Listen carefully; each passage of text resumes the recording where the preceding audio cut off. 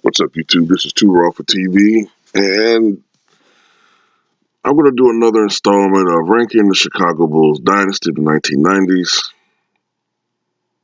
At number 6, I had the 98 Bulls. At number 5, I had the 93 Bulls. At number 4, I had the 97 Chicago Bulls. At number 3, I had the 1991 Chicago Bulls. And at number 2, I have the 1992 Chicago Bulls. Now, there are going to be some people who feel like this team should be ranked number 1. And there's a good argument for that. A very good argument for it. You can make the argument that when you compare talent as far as the roster is concerned, uh, Jordan and Pippen being both at their peaks, um, and just overall dominance, success, um, you can make an argument that this team might have been better than the 96 team. I just tend to look at the fact that the 96 Bulls won 72 games. I mean, they won 72 games. All right, you can make the argument the league was a little bit more watered down by 96 than compared to 92. I get that. There was a time when this team, the 92 team, flirted with the record, which was 69 wins at the time, the 71-72 Lakers. But I look at the fact that the 91 Bulls just was so dominant during that season. I mean, so many blowouts. And they had a better go at it during the postseason than the 92 Bulls. The 92 Bulls tripped up a little bit against the New York Knicks. I mean, maybe you shouldn't count the spread, but, you know, maybe that's just part of it. I don't know. But to me, overall, I think this team is just barely behind the 96 Bulls when it comes to ranking the dynasty. And just the 96 team just had this mystique about them, you know. But the 1992 Chicago Bulls had something to prove, all right? There was this talk that while they won the championship in 91, well, it mostly was because of injuries, you know. The Detroit Pistons weren't quite right. Um, the Boston Celtics would have given a run for money had injuries not played a role in their season. Bird's back didn't start bothering him, even worse. Maybe favorable matchups in the playoffs, whatever. All right. And this team actually got off to a little bit of a stumble. I just researched it. I remember them kind of stumbling a little bit, but I researched it just now. They started the season, I think, 1-2. They started the season 1-2, but they then went on a 14-game winning streak. So they went from 1-2 to 15-2 on the year. And then later on during the regular season, they had a 13-game winning streak. And at the All-Star break, they were 37-5. And this is when people were saying, man, is this team going to be the greatest team of all time when it pertains to regular season record? And they came very close. They wound up with 67 victories during the regular season. And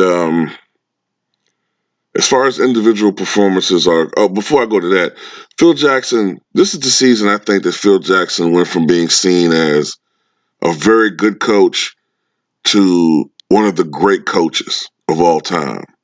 All right. You could just see how everybody started to really respect, even though he wasn't the innovator of the triangle offense, that was Tex Winter. But people could now see the overall effectiveness of the triangle offense. All right. And of course, Phil Jackson just gets instantly credited for that. And many people saw this team as just destined to win at that point in time because they looked better than the 91 Bulls. And all the other teams that had been challenges against the Chicago Bulls the year prior, namely the Detroit Pistons and the Boston Celtics, all took step backs. Larry Bird clearly was at the end of his rope as an NBA basketball player. All right. This was ultimately was going to be his last season. The Detroit Pistons were not the same team. All right. Isaiah Thomas was not the same player. Um, Magic Johnson was now retired after announcing that he had the HIV virus. So it was Michael Jordan's league now. All right. And he ran away with it. Um, Michael Jordan averaged 30.1 points per game during the regular season. That would be his lowest scoring average since for a full season since his rookie year. And matter of fact, had it not been for the fact that during the last 13 games of the regular season, in which he averaged nearly 31 points per game, including a 51-point game against the then Washington Bullets, he would have failed to average 30 points per game. Um, But this part of the reason why his scoring average was dropping was because he was buying more into the system, and this team was so talented that they didn't really need him to score in abundance and dominate the basketball as he had been in years prior. You know, um, and also a lot of it was the emergence of Scottie Pippen. Now, the year 2 years before this, Scottie Pippen had been an All-Star. The 89-90 season, he was an All-Star averaging better than 16 points per game. The year before that, this season, when he wasn't actually an all-star, he improved overall across the board, averaging over 17 points per game.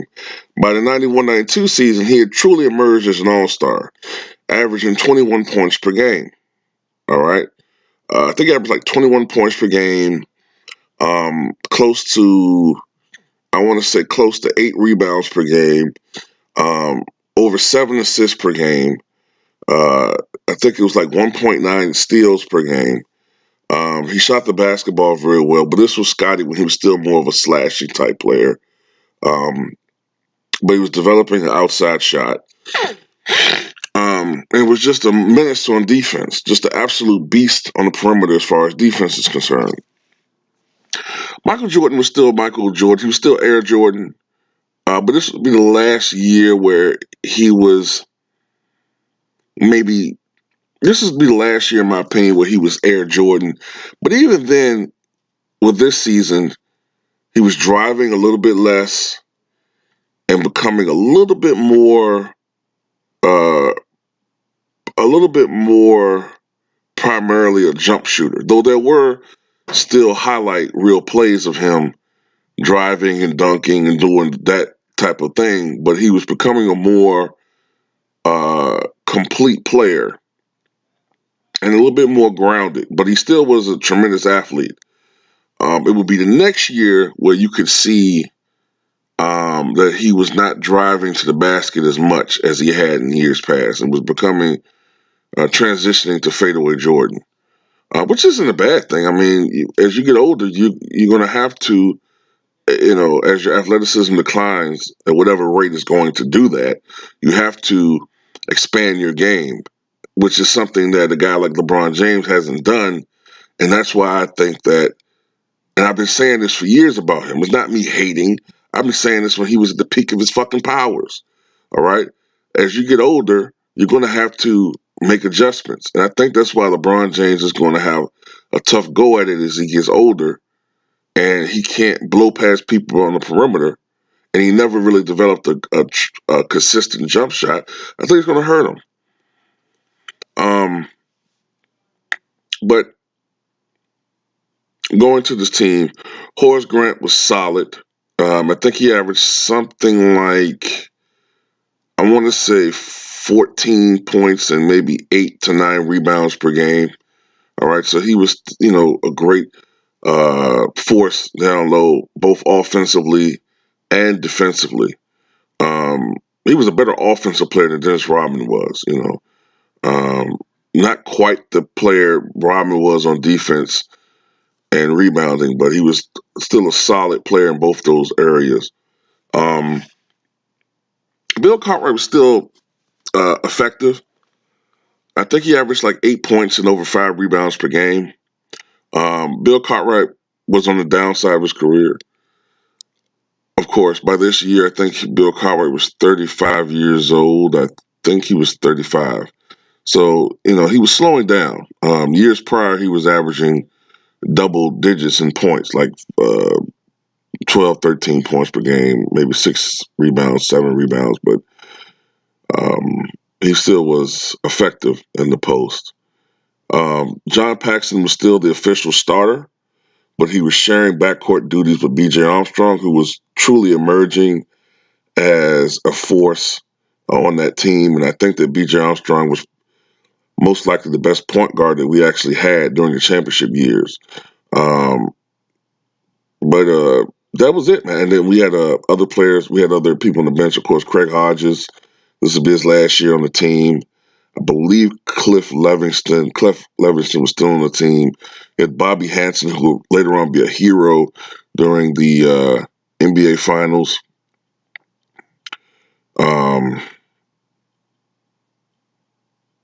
Stacey King, Scott Williams. Trying to think of other people on that damn team. Sometimes I blur a little bit with the later team and the middle teams as far as like the lower players, you know what I'm saying?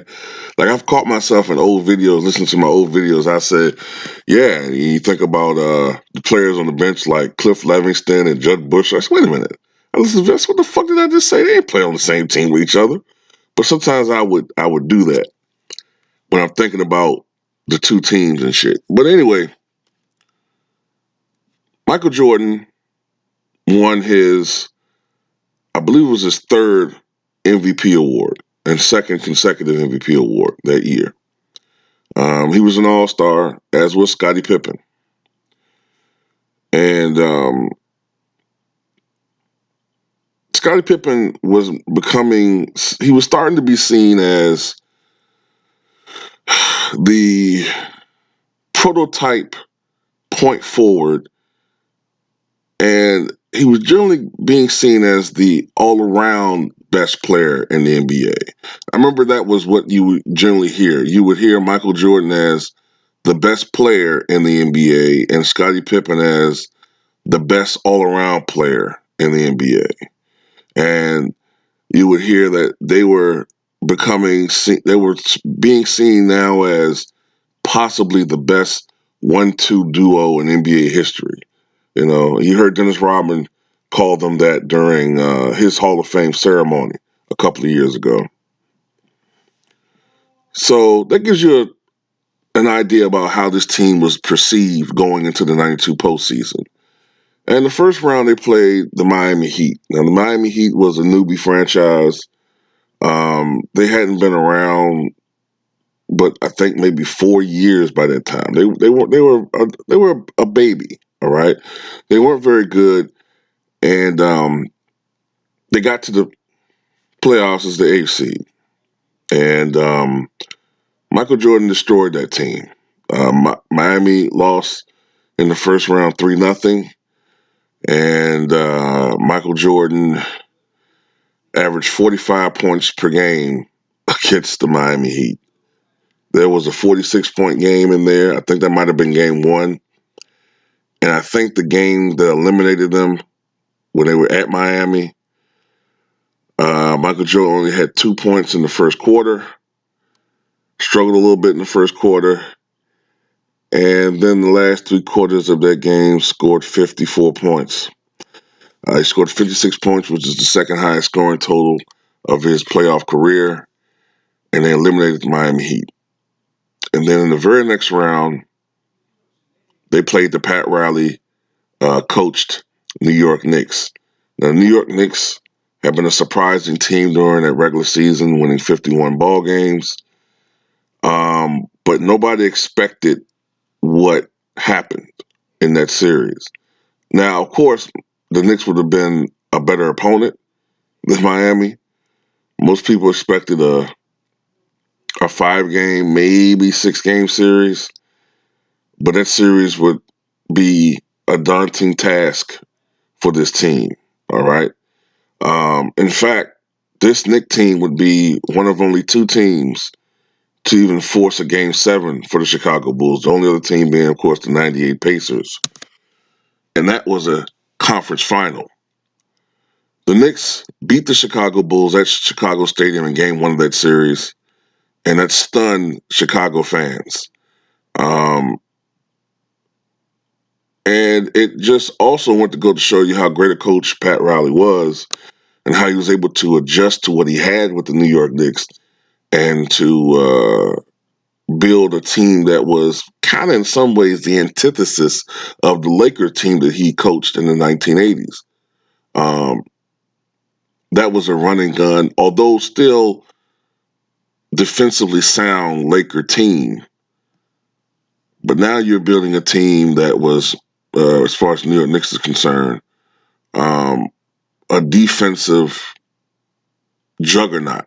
I mean, that team had Charles Oakley.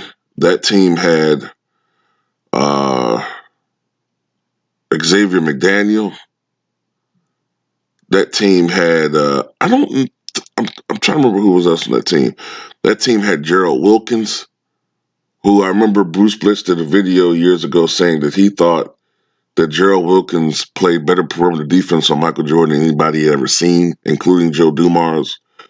Um, I'm trying to remember whether Anthony Mason was on that team. I don't recall him being on that team. Someone can no Mason wasn't on that team yet, was he? No, I don't think Mason was on that team. Um, John Starks, of course, and Patrick Ewing.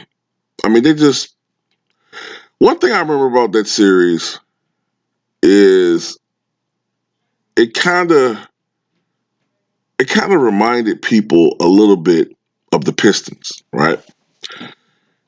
But that series also went to show you how this Bulls team was different from the Bulls teams in years past, and that their mental toughness had truly improved overall.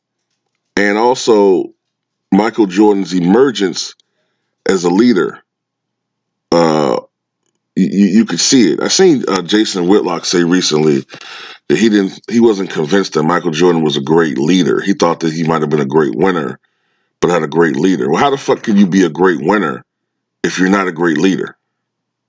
Doesn't make sense, Fatlock.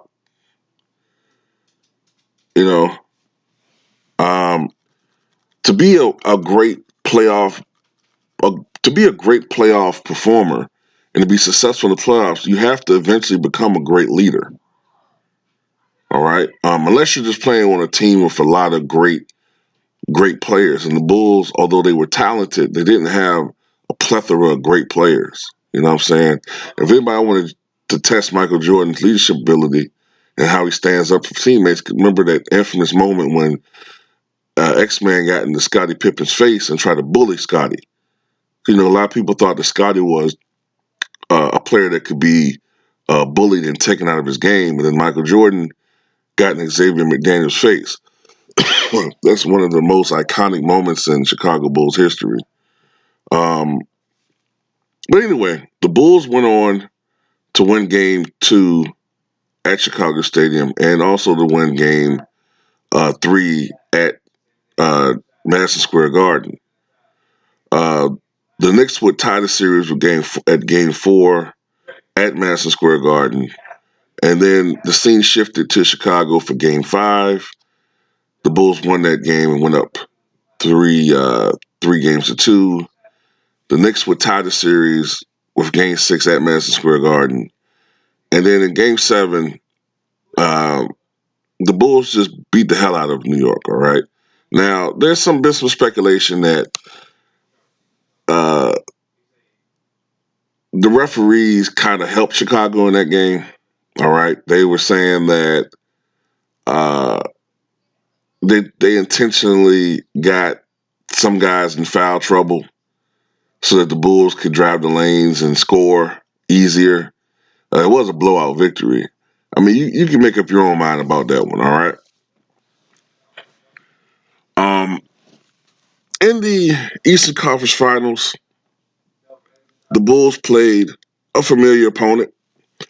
This familiar opponent would be the Cleveland Cavaliers. Now, the Cleveland Cavaliers had declined a little bit over the last couple of years, but they had reemerged. And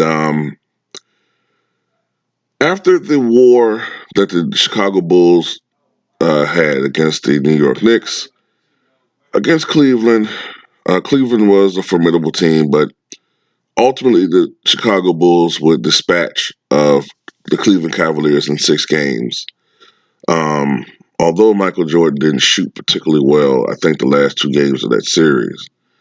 And then onward to the NBA Finals for the second year in a row, and they would play against the team that many people have been waiting for as far as matchups concerned, the Portland Trailblazers. All right, the Portland Trailblazers, I believe they won 61 games that year, I believe. And Clyde Drexler, 91-92 might have been Clyde Drexler. Clyde Drexler was having probably his finest individual season during the 91-92 season. When you take into account that, plus the Portland Trailblazers' continual dominance in the Western Conference, many people were looking at Clyde Drexler's potential rival to Michael Jordan as the best player in the NBA.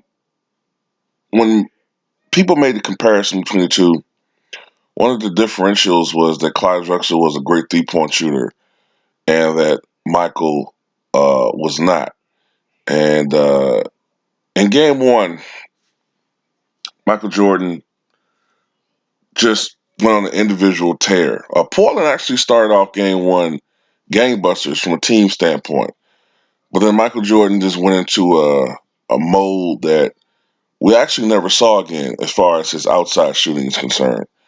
He was shooting 3-pointers literally like they were free throws, and he wound up with 6 3-pointers in the first half, which was then an NBA Finals record, and 35 points in the first half, but it's still an NBA Finals record.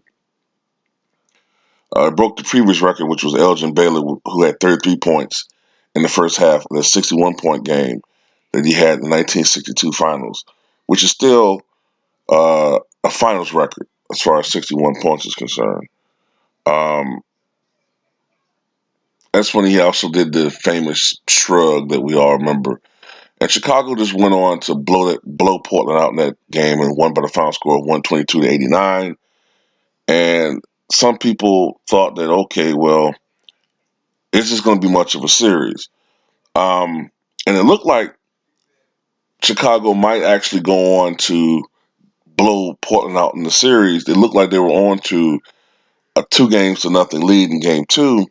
But then Chicago had several miscues, and Portland was able to go on a late run to send the game into overtime. And then Portland dominated the overtime session and actually wound up tying the series at 1 game apiece, which is always big, especially back then when it was a 2-3-2 format, because that meant Portland was going to have 3 straight games at Portland with the series tied. So that was a pretty daunting task in some eyes for Chicago to come away not down, at least in the series. And potentially they could have their season end at Portland if they lost all 3 games. So game three was at Portland. And, Portland lost home court advantage. Chicago lost home court advantage. But in game three, Chicago's defense was at play. And they dominated game three and won by the final score of 94-84.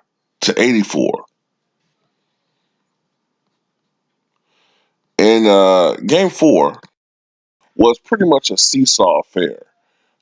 Chicago leading at times, and Portland taking the lead and regaining it in Chicago. But ultimately, Portland pulled away in game four by the final score 93-88 and tied the series at 2-all. Game five, which is always an important game in the series, especially back then, like I said, when it was a 2-3-2 format, because the next 2 games will be played at the opponent's uh, home. Chicago won game five on the road by the final score, I believe, of 119, I think, to 106, I think. Michael Jordan had his best scoring game of that series, scoring 46 points. Scottie Pippen had 24 points, I think, 11 rebounds, and 9 assists. Game 6 was unusual in some ways. Michael Jordan, as great as he was in Game 5, just couldn't get it going offensively in Game 6. And Chicago was down by 15 points in the fourth quarter when Phil Jackson benched Michael Jordan and most of the starters, except for Scottie Pippen, and played his reserves because the Bulls weren't really doing anything offensively. And this sparked something. Out of all people, Bobby Hansen was the hero in Game 6, hitting three-pointers. Chicago inexplicably uh, got back into the game due to their offense from the bench. This shows how different this team was from past teams and how much uh, Michael Jordan would. Earlier, Michael Jordan would have fumed from being benched for mere reserves.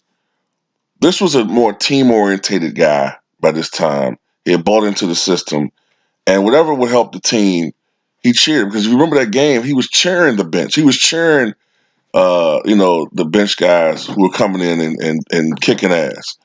And then Phil Jackson brought back in the starters. Michael Jordan, I remember he made like a very critical steal off of inbounds and dunk, or was it? I think it was a dunk, which helped to cement Game 6, and Chicago would go on to win that game by the final score of 97-93, and the Chicago Bulls would capture their second NBA championship and would repeat and would become only the third team to repeat as NBA champions in the last 30 years.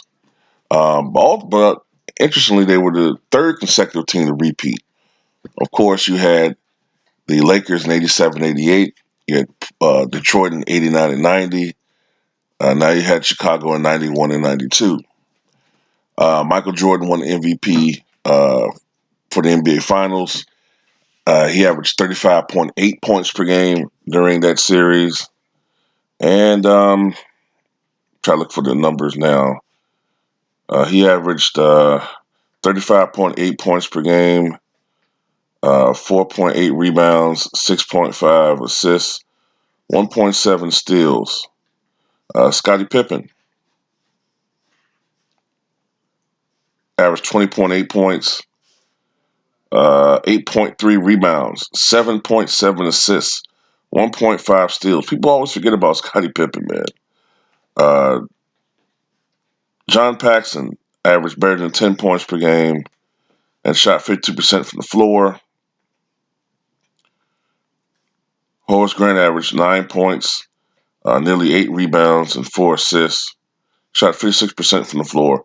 So, like I said, this was a team effort, man. This was a total team effort. Scott Williams shot 54% from the floor.